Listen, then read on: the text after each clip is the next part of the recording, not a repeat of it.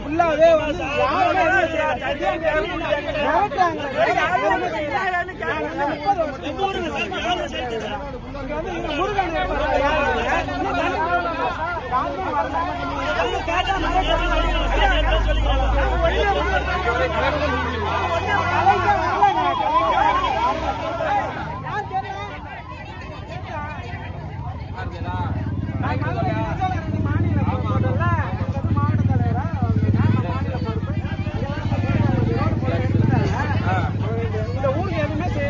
எதுவுமே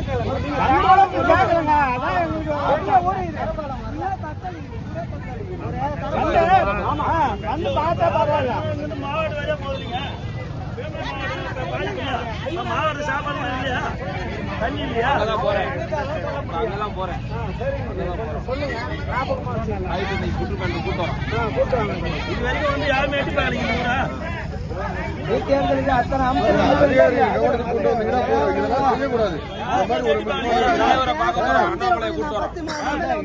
அத்தனை அமைச்சருங்க வந்தாங்கல்ல, இன்னைக்கு எங்க இருக்கிறாங்க? அத்தனை அமைச்சருங்க இருந்தாங்க, ஒரு அமைச்சருங்க வராங்களாங்க.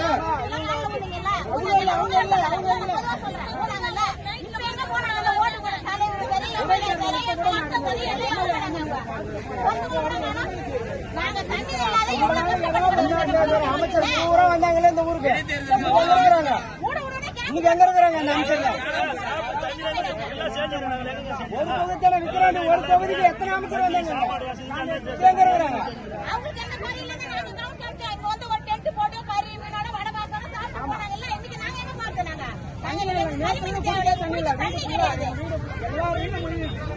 எல்லாமே தண்ணியே கிடையாது. இது தண்ணி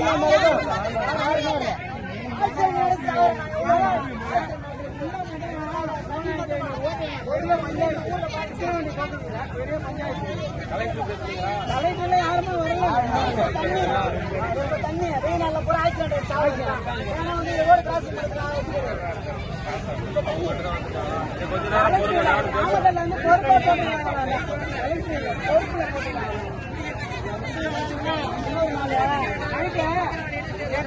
போட்ட சாப்பாடு அவங்க இங்கே ஆக்கி போட்டாங்க, யாரும் சாப்பிடல.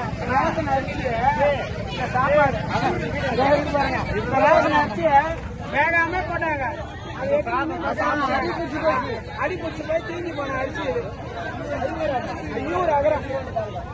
விக்கிரவாண்டி தாலுகா இப்ப சமூகத்தில் விக்கிரவாண்டி இடைத்தேர்தல் நடந்த சட்டமன்ற தொகுதி ஐயூர் நகரம் என்ற கிராமம் வெள்ளத்தால் பாதிக்கப்பட்டு நேற்று தினத்திலிருந்து இன்று வரை 3 நாட்களாக பொதுமக்கள் அவதியில் ஈடுபட்டுக் கொண்டிருக்கின்றார்கள்.